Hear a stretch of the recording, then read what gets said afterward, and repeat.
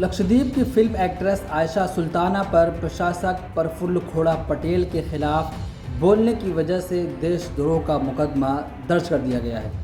आयशा सुल्ताना की टिप्पणी को गंभीरता से लेते हुए उनके खिलाफ देशद्रोह और अभद्र भाषा के इस्तेमाल की धाराओं में केस दर्ज किया गया है।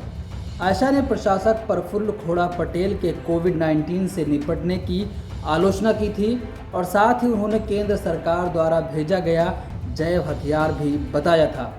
पुलिस ने इस मामले में प्रदेश भाजपा अध्यक्ष की शिकायत पर आयशा के खिलाफ कार्रवाई की है। इस हफ्ते की शुरुआत में आयशा सुल्ताना ने एक क्षेत्रीय चैनल पर न्यूज़ डिबेट के दौरान प्रफुल्ल पटेल और केंद्र सरकार के खिलाफ ज़बरदस्त टिप्पणी की थी। उन्होंने कहा था, लक्षद्वीप में कोविड-19 के मामले 0 थे, अब ये बढ़कर रोज़ाना 100 मामलों पर आ गया है। मैं ये स्पष्ट रूप से कह सकती हूँ कि केंद्र सरकार ने जय हथियार तैनात किए हैं। इस टिप्पणी पर भाजपा कार्यकर्ताओं ने सड़कों पर विरोध किया था। भाजपा के लक्षद्वीप प्रमुख सी अब्दुल खादर हाजी ने पुलिस से शिकायत की कि उन पर राष्ट्र विरोधी टिप्पणी केंद्र सरकार की देशभक्ति की छवि को धूमिल करने का आरोप लगाया गया है। आयशा सुल्ताना प्रशासक के विवादित फैसलों की पहले से ही कड़ी आलोचना करती आ रही हैं।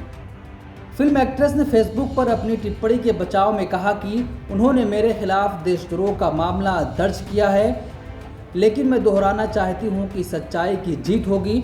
मामला लक्षद्वीप के एक भाजपा कार्यकर्ता द्वारा दर्ज किया गया था। मैं उस भूमि के लिए अपनी लड़ाई जारी रखूंगी जहां मैं पैदा हुई हूं। हम किसी से नहीं डरते, मेरी आवाज़ और तेज़ होने वाली है। लक्षद्वीप के प्रशासक प्रफुल्ल खोड़ा पटेल के खिलाफ बयान देने की वजह से आयशा सुल्ताना पर देशद्रोह का केस दर्ज कर दिया गया है। लेकिन आयशा सुल्ताना ने कहा है कि हम डरने वाले लोग नहीं हैं, मेरी आवाज़ अब और तेज़ होने वाली है।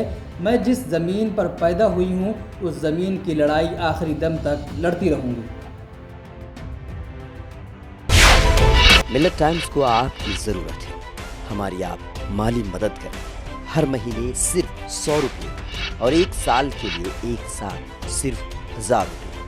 रकम भेजने के लिए यहाँ दिए गए फ़ोन पे, गूगल पे और पेटीएम नंबर का इस्तेमाल कर सकते हैं।